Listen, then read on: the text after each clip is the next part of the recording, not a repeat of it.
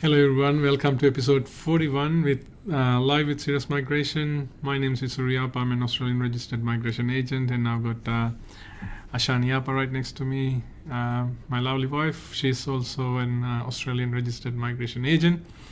Today we're going to do this a little bit different to every other week. So we're going to focus our topic into one subject. It is employee nominated visa schemes, and we will look deep into 482 visas within this subject as well, and also we will look into some of the achievements and some news that we brought throughout the week for you as well. Mm-hmm.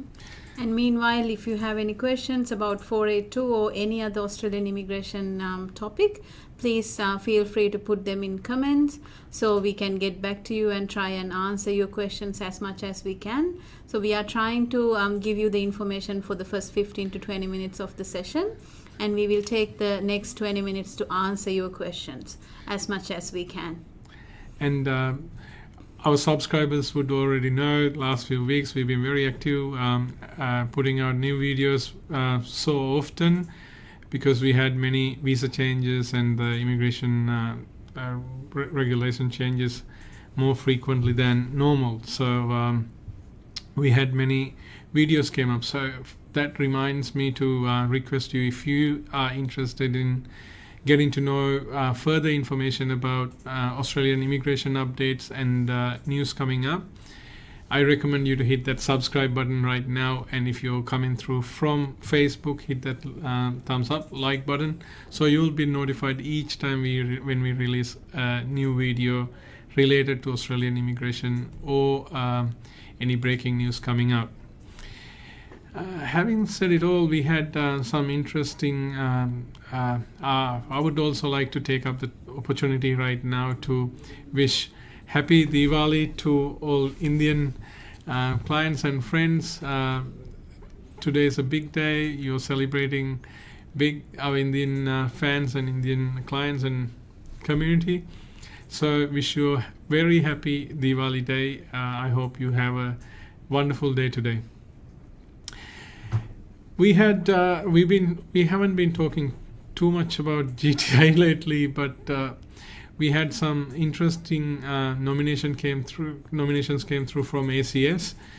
ACS extended an nomination and for a GTI client, one of our GTI clients from South Korea, in the Digitech sector. So in summary, GTI clients required to demonstrate that they are qualified to apply for this GTI program through one of the target sectors, one of the 10 target sectors, and then their global recognition. And one of the major parties for you to have a nominator who's an Australian resident, Australian permanent resident citizen, or recognized organization who's pioneering in that sector. So when you don't have a nominator, peak bodies or the assessing authorities such as ACS in Digitech sector, they can nominate you as well. The process is you have to demonstrate your profile, and they have to be satisfied that you qualify to be nominated as well. So it's a pretty tough process in a way, but we were able to successfully have a nomination for our client within about 6 to 8 weeks, which was really exciting for all of us, and we expect an expression of interest approved or an invitation for this client very soon. We wish all the best for this client. And we had few 482 work visa grants this week too. So this is one of the latest ones that came through. For an accountant, I think she's based in Melbourne or Sydney. So this is an ideal scenario where we've never seen the client and we have never seen the sponsor. We've only ever spoken to them over the phone and through emails, and we dealt with the sponsorship nomination and the visa application, and sponsorship was approved I think about a week from lodging the application, and the nomination was approved 3 to 4 weeks after lodging. and the visa was approved at the same time as the nomination. So the visa was granted for 4 years for an accountant, and she will be eligible to lodge subclass 186 direct entry in another year and a half. So looking forward to assisting her with that as well for permanent So she doesn't have to go residency. through the full 3 years to go through 186 TRT category, where she can go 186 direct entry after a year and a half when she fulfill the requirement of 3 years 3 and years. get another skill assessment, and she needs to have 6 in each band, IELTS or similar comprehensive, what do you call it? Vocational English, right? Competent English. Competent English. Yeah. IELTS 6 6 in in each each, band, yeah. or PTE 50, I think. So, talking about these grants, I think as we advertised earlier, we're going to talk more about work visa. When we talk about work visa, the best way to get your head around to this is, and also to demystify any doubts or any misperception you might have.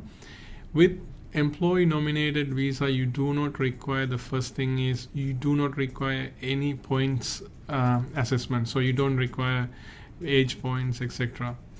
And one other thing also, if you're coming into 482 temporary stream, you don't need, there is no age limit, so you can apply for 482 regardless of the age. But you might miss out if you're aged over 45. You might not have an option to go into permanent residency unless you're in certain categories. So we'll go deep into it soon. So let's have a look at what categories of major categories of visas we have, or the visa subclasses we have, and under And we work will go, visas. yeah, and then we will go deep into subclass 482 today, and maybe next week we will go deep into subclass 186, because there is a huge interest and demand for these visas in Australia. From every single state, we are getting inquiries every day. Employers who never thought of sponsoring employees before are thinking about it now. So Because there is, yeah. in my opinion, there's a major labor shortage in Australia wherever you go at the moment, in different labor sectors. And also, we're going to give you a really good news. We go towards the end of this video. We're going to give you some live vacancies that are available in Australia right now. If you're qualified, we can introduce your CV to the employer, and they're willing to, if you meet their criteria and if you successfully get chosen through the interview process, they may consider sponsoring you as well. They may offer you a sponsorship too.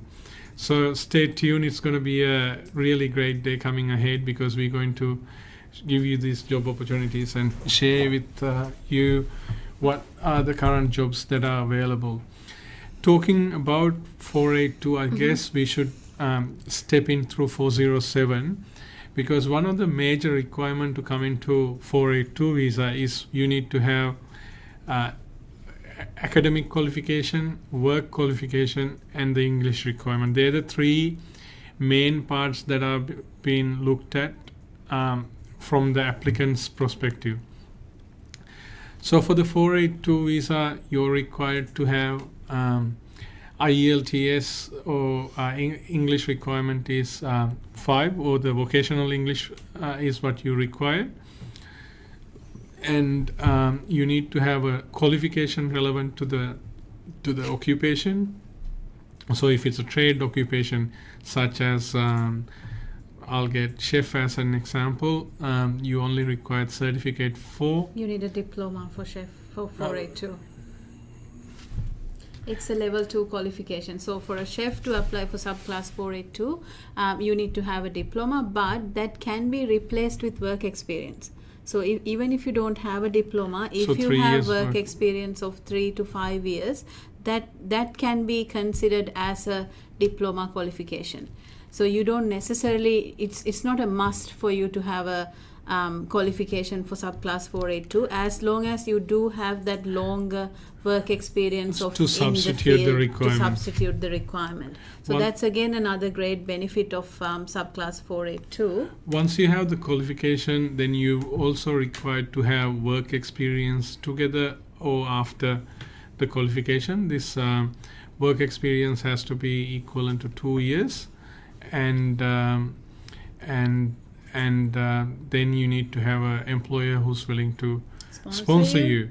But if you do not have the 2 years work experience and you only have the qualification, then you might be able to consider going into 407 visa. Mm-hmm. So before we go further into this, if you ask, this can be either a 2-year or 4-year visa. It depends on where your occupation is at. So that's where the occupation list comes into play. If your occupation is in medium to long-term skill shortage list, then you can go for the longer 4-year visa, and also you will have a permanent residency pathway after 3 years through TRT 186 TRT stream, unless you do it fulfill the 186 direct entry requirements beforehand. Yeah, and the benefit of 186 TRT is you don't need a skills assessment. So I have dealt with my clients, some of them, they don't like going through the pathway to get the skills assessment. I'm dealing with one plumber right now who doesn't want to go through the pathway for skills assessment. So they decided to go for the subclass 482 for 4 years. So they got the nomination for 4 years and they are working for this employer for 3 years. So it must be the same employer. If you change the visa and go to a different employer, please don't forget that your requirement, your time will start from the beginning and it will have to run again. So as long as you work for the same employer under 482 visa for 3 years, you do not need a skill assessment to lodge your permanent residency or subclass 186 through TRT. So we also have, if your occupation is coming under short-term skill occupation list, and if you are worrying about a permanent residency pathway, then you have to consider going through 494 regional visa, which only allows you to work in regional area for a regional employer. After 3 years, you can get the permanent residency through 191 if you fulfill the requirements. And with this, even though your occupation in short-term skill occupation list, then you'll have an opportunity to get into permanent residency. So the best occupation list that you can have your occupation is the medium to long-term skill shortage list. And also, if your occupation is in primary migration skill occupation list, your visa will be processed in an expedite priority manner. And if you're stuck overseas with the pandemic restriction, you can apply for a travel exemption and travel in if your occupation also in primary migration skill occupation list. And we might have a copy of the PMSOL here. So if you're wondering what's the list look like, the other lists are too long. But if you went to immigration website and type MLTSSL or STSOL, you'll be able to find the occupation list to see if your occupation's in there. Let's talk a little bit more about 482. We'll discuss some how you can get into 482, because 482 is the major player or the major core visa subclass within employee work visa categories. We probably go with the requirements one by one. Yeah. So number one, a lot of applicants get confused is they think you have to be under 45 to get a subclass 482 visa. That is not correct. There is no age limit for a subclass 482 visa. With subclass 482 visa, whether it's medium term or short term or labor agreement, you could be any age. You could be 50 years old. But there is a catch to it. You will not be able to get subclass 186 or permanent residency through that if you're over 45, but that does not stop you from getting a 482 given that you're over 45. So that's number one. And then number two is you can be in Australia or outside Australia at the time of lodging the 482. So some of our clients ask, do we have to be working for the employer in Australia to lodge a 482? No, that's not right. So you could never have been in Australia before. So you've never been to the country, but you're offshore in your own home country or a different country. But you do have a sponsor in Australia who's willing to give you the job, who's willing to nominate you. Then you can be qualified for subclass 482. And these visas are processing offshore right now, even though there's travel restrictions and all that. That does not stop you from applying for a 482. So that's the second confusion that we see. Quite a few clients ask me to, so the 482 applications are there, but they're not being processed. But we just want to confirm the applications are processing. If you're in PMSOL, within matter of months, it'll be processed in an expedited manner, and you'll be able to come back to Australia as well. Yeah. And the third thing I would like to discuss is about your work experience. There are few misconceptions when it comes to work experience. Clients do ask us, does the work experience have to be skilled? Do I have to have a qualification before my experience? Can you claim the experience without the qualifications? So definitely yes. It's not a must that you should have a qualification, but if you do have a qualification, then you only need 2 years after the qualification. But if you don't have a qualification, then you need enough experience to substitute that qualification. So for a diploma, for example, you need to have extra 3 years. For a bachelor's degree, for example, you need to have extra 5 to 6 years work experience in that related field, so you can be eligible for subclass 482. And also the second question they ask, do I need to have the experience with the nominating employer? No, you don't need to have experience with the nominating employer. Your experience can be in Australia, outside Australia, with any employer. Doesn't even have to be full-time. It has to be permanent full-time equivalent. Normally we say we don't really like to take casual employment, it's not counted, but as long as it's part-time, permanent or full-time work experience, that can be counted towards subclass 482. So that's another confusion, hopefully that we cleared today. And also clients ask us, do we have to have a skill assessment? The answer is, for most of the occupations, you don't need to have a skill assessment. There is a legislative instrument that we can get this information from, and there are only some occupations, some trade occupations, and also there are some passports holders from different countries need the skills assessment. For example, a chef from Nepal needs a skills assessment, whereas a chef from Sri Lanka doesn't need a skill assessment. So it really depends on your country of passport and also the job, the occupation that you're selecting, and also it depends on where you got this qualification. So if you got qualified in Australia, you may again not need a skill assessment. So this is not a decision that you can make just by checking out the department's website or anything. So talk to a migration agent to first find out if you need a skill assessment or not for a subclass 482. This could save you a lot of time and money trying to get a skills assessment for a 482 where you actually don't need a skill assessment. So that's another, I think, a really valuable point for our clients who are planning a 482 where they don't need a skills assessment. Because I have had clients come to me and say, I've been trying so long to get a skills assessment, I can't. And I go like, why? You don't need a skills assessment. You are from this country and you are applying for this occupation. Why? You don't need one. And they're not aware because the department's website says you need a positive skills assessment. Then I would like to talk about English as the last point. If you're applying for medium-term stream, your English requirement is you need to have, I'll give you the IELTS version, 5 overall and 5 in each band.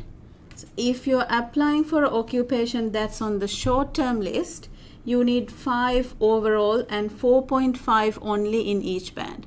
This is for subclass 482. But there's also exemptions for this English requirement. So if you're holding a passport from Canada, New Zealand, Ireland, UK or United States, you obviously don't need to do English. And also if you have completed at least 5 years full-time in secondary schooling level, you don't need to have English. And also if your sponsoring entity is an offshore entity and they're allowing you to come to Australia to work, and if your salary is over 96,400, then again you don't need English. So again, the English requirement, most people will fall under the category where you need English, but do find out if you need English or not, because you could be again wasting your time and money on English where you actually don't need it. So that is the English requirement. Did I miss anything else, Isuru? You want to talk about any other criteria? So as of any other visa, you're required to demonstrate good health and character. And one other thing as well, when your visa is granted and you're working for your employer, you can travel to Australia with your whole family, and your dependent or your spouse can work full-time in any job, free to work full-time or conduct a business while he or she is here. And your kids can go to public school at no cost. So it's an included benefit for you in that way as well. Actually, there's one other thing. Some of our visa applicants, when they come to Australia on certain visas, for example, visitor visa, they have a condition called subclass 8503. Condition 8503. Yeah, there is a condition called 8503 which stops you from lodging any other visas on shore. But if you're planning to apply for subclass 482 or subclass 186, you are automatically exempted. So that condition will not apply to you. It will be automatically waived and you can lodge your visa on shore. So that is another thing that some of our clients struggle with. They think, oh, we have a condition that's stopping us from lodging any visa. We can't lodge any visas on shore. That's not the case in subclass 482. So again, find out, talk to a migration agent and see if this condition affects you or if anything's stopping you from lodging this visa on shore. Yeah.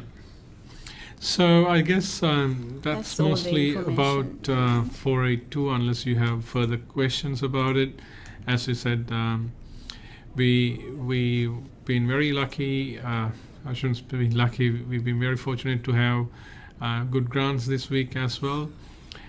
So if you have any employee-related category questions or matters that you would like to run by us, please feel free to contact us via any of these contact numbers.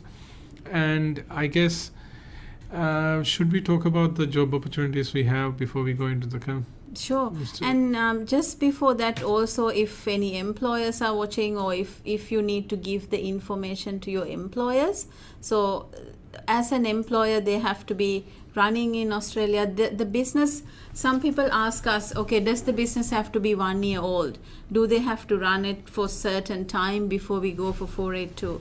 The answer is no. It can be a brand new business or it can be a business that's been running for a while, but the business the main thing about being an Australian employer sponsoring someone is we have to make sure that it's a genuine position.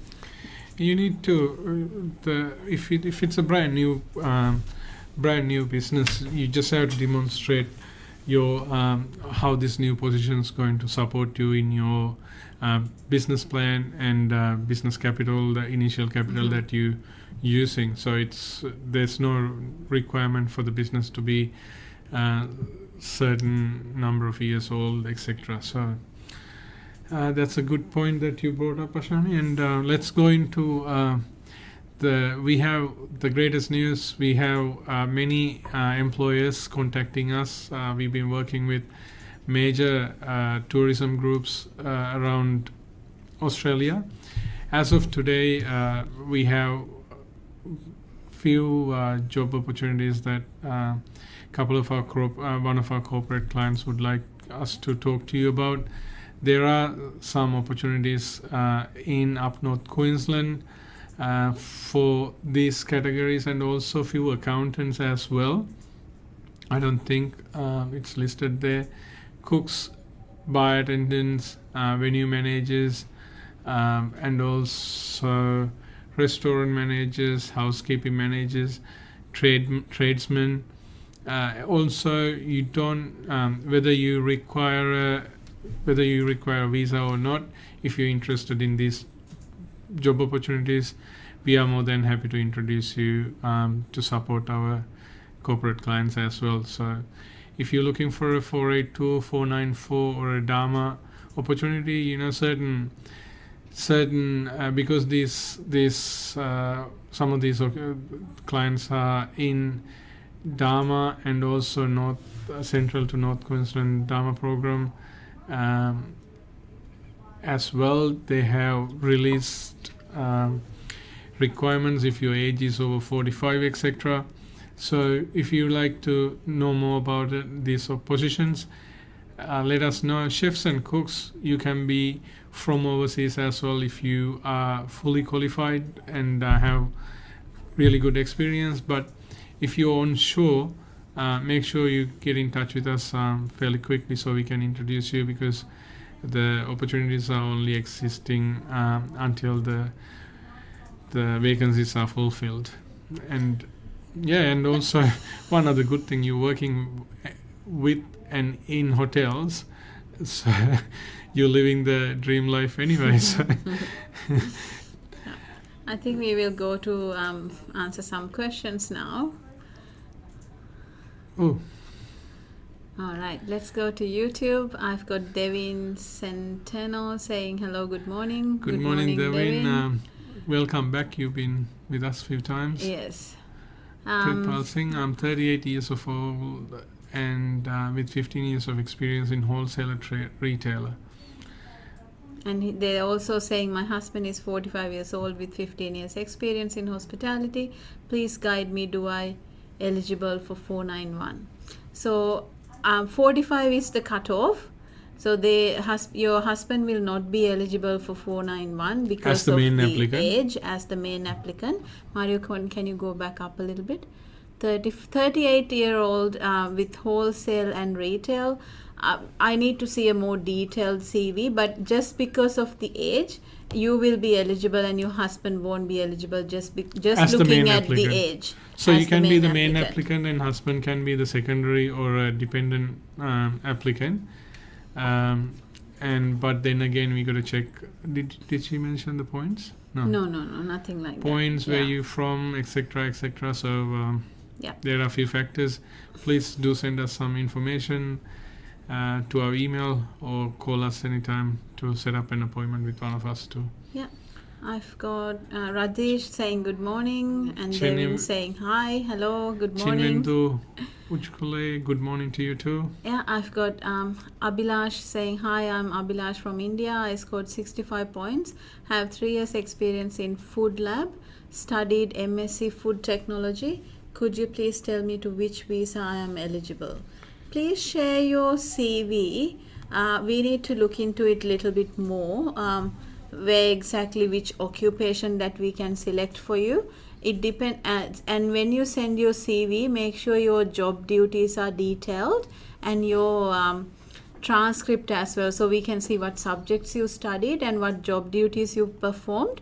Then we can see what kind of skill assessment you will be eligible for, and that will be your occupation.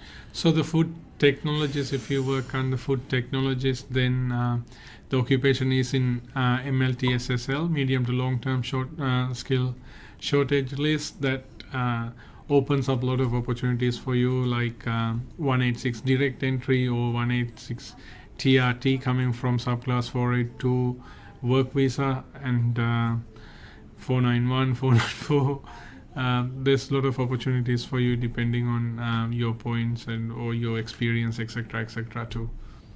Yeah, I've got 𝗪𝗘𝗘𝗞𝗟𝗧𝗥𝗔𝗡 saying, can I know what documents can I provide for my residency proof for New South Wales? I just have share housing agreement and mobile bill. Will that work, or do I need to provide more documents? They may ask for more documents. They may ask for your bank statements yeah. to see where you spent your money, like for petrol and for food. So, keep in mind they may ask for more documents. I've got Ronaldi saying, hello, do I have 3 years work experience before I get my skill assessment for 186, or could I get a positive skill assessment with 2.5 years of work and then apply when I complete my 3 years? No. Okay, so the answer is, if your skill assessment doesn't need 3 years work experience, you don't need to work for 3 years. So for example, if you're an accountant, you can get a skill assessment for working 1 year. So if you work for 1 year, get a full skill assessment and then work for 2 more years, you can apply for 186. Because your work experience doesn't have to be recognized in your skill assessment for 186. Normally, ACS skill assessment, they do display the number of years they assess for. That doesn't mean that you are limited to only use that those number of years. You can take the skill assessment anytime, and then within the valid period, you can apply for your 186 as long as you fulfill the 3 years work experience in reality. Did we miss one with 𝗪𝗘𝗘𝗞𝗟𝗧𝗥𝗔𝗡? No. No. I've got Rick saying, preschool teacher, EOI decision ready, offshore, advice. When open, go for 491 with 100 or stick to 190 with 90. Occupation on several lists right now, but SA, for example, only inviting 491 for offshore, hence the question.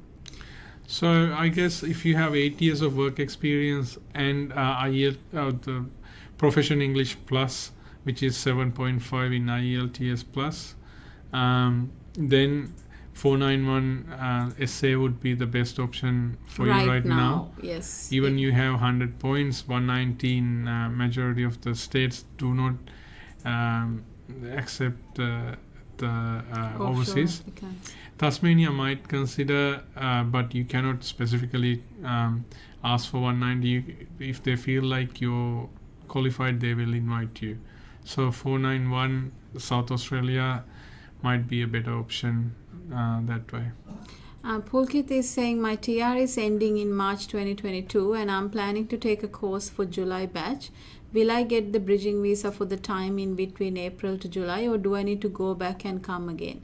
𝗪𝗘𝗘𝗞𝗟𝗧𝗥𝗔𝗡, can you please get in touch with us? You don't definitely need to go back. You will get into a bridging visa as soon as you lodge your student visa, and it will come into effect when your 485 ends.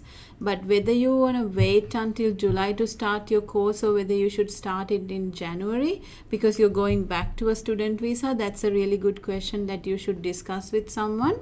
So please get in touch with us. You can email us admin@sirus.com.au. We can advise you personally for this matter, looking at your whole visa history. Behind darkness, age is 33. Unfortunately, yes, you losing 5 points that way. Amit Saini, is the new quota limitations for 50 software engineers affect the selection process for 190? I'm pretty sure you're talking about Queensland 190. Of course it does, because you need to have higher points because there's going to be so many applicants, but they have a quota, so they will only pick the best of the best, I guess. Amit again saying, you can apply for 482 for invite. As long as you have the qualification and 2 years of work experience, you can go from student visa to 482, and we have processed many applicants who are already studying their masters and they are qualified. If you have the experience, you can definitely do that. That's not a problem. Yeah, TF is asking, can I move from student visa to 482? The answer is yes. Student visa is an eligible visa to apply for 482. I've got Amit asking, I'm 32 years old, having 8.5 years experience in IT, programming. having 1 lakh plus in hand salary. Am I eligible for PR in Australia? Yes, you should be eligible under skilled migration, even from offshore. You just have to, there are many other contributory factors that we have to consider too, Amit. Maybe give us a call or set up an appointment with one of us registered migration agents, and then we will go through your background information and see your eligibility as well. Yeah. So Amit saying, Dylan saying, I was going to apply for 482 visa, but I don't have a formal diploma.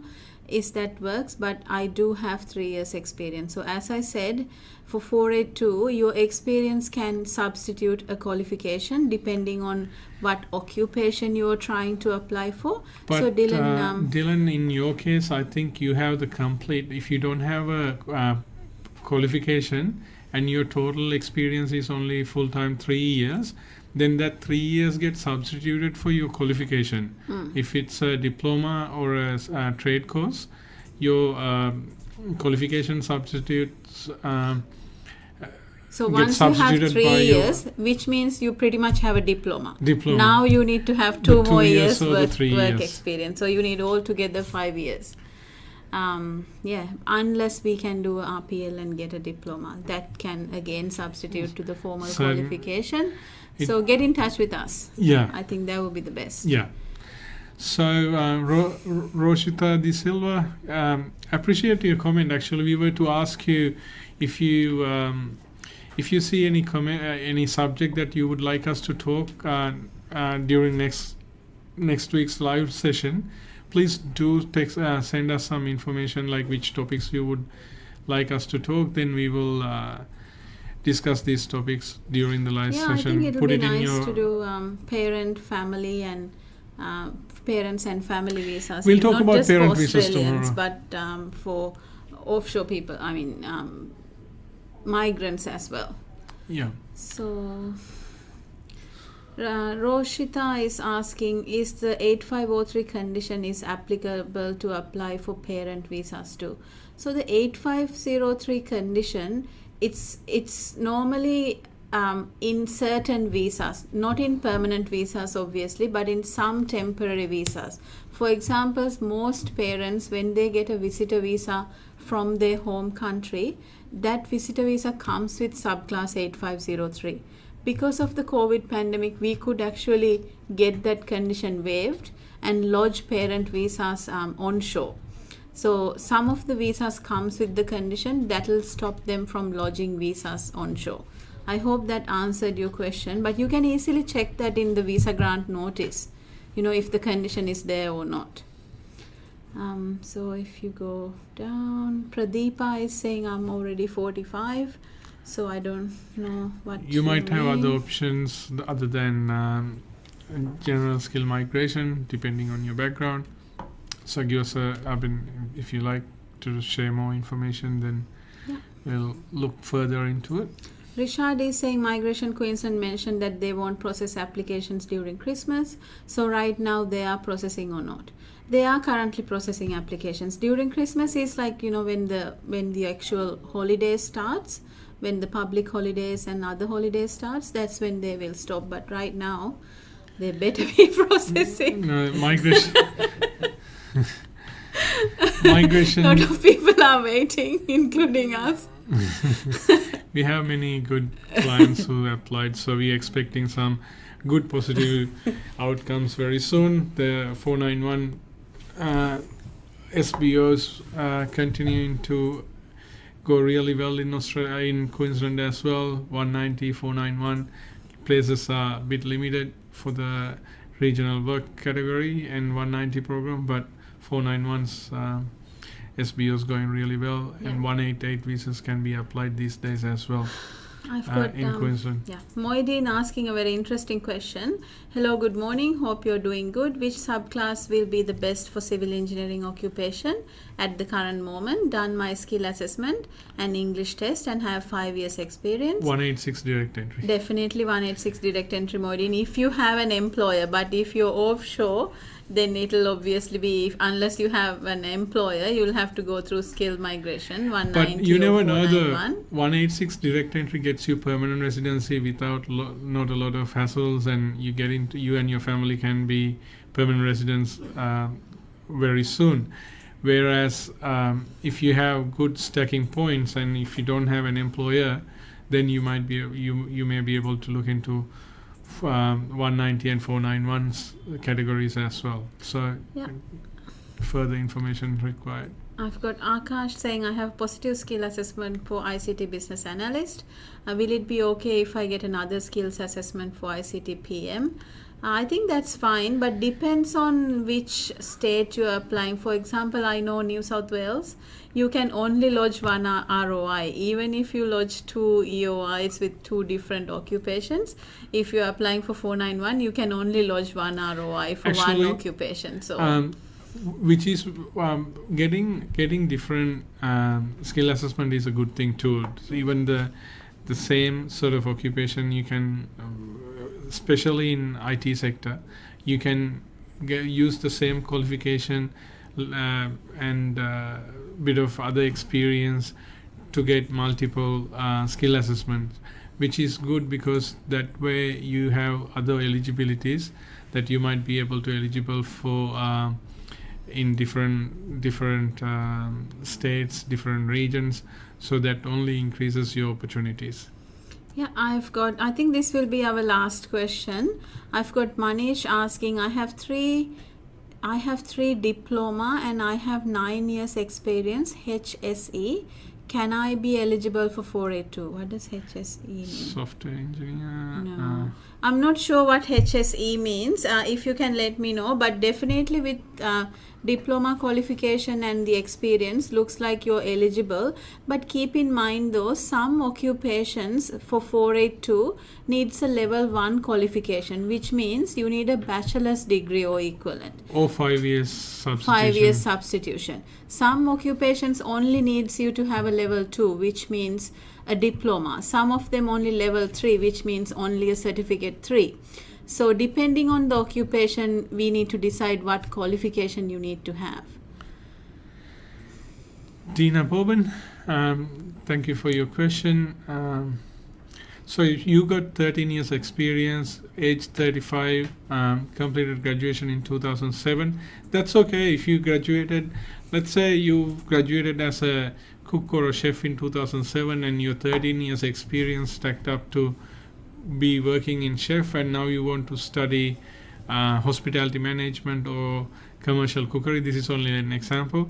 Then there's no problem with applying for student visa. Yeah, as long as you have a genuine advancement intention. and it's gonna, you can prove that it will benefit your future, either financially or some other way, then that's fine, as long as it makes sense. All right. All right. We are done. We sort of done. Mario, can you go back to that job list? So if you are one of these qualified occupations and looking for job opportunities, unfortunately, I can't see the accountant in there. We have few accountants opportunities there as well. So if you're in one of these occupation categories, make sure you be in touch. You might be able to get a sponsorship if you're qualified, and if your occupation is one of those, you can be sponsored. Until then, hope our session was informative. If you haven't subscribed to our channel yet, please hit the subscribe button, or if you're coming from Facebook, please hit the thumbs up button. Until next week, we wish you all a safe stay, happy holidays coming up. And happy Diwali again. Happy Diwali to all of our Indian clients, and stay safe. God bless you all.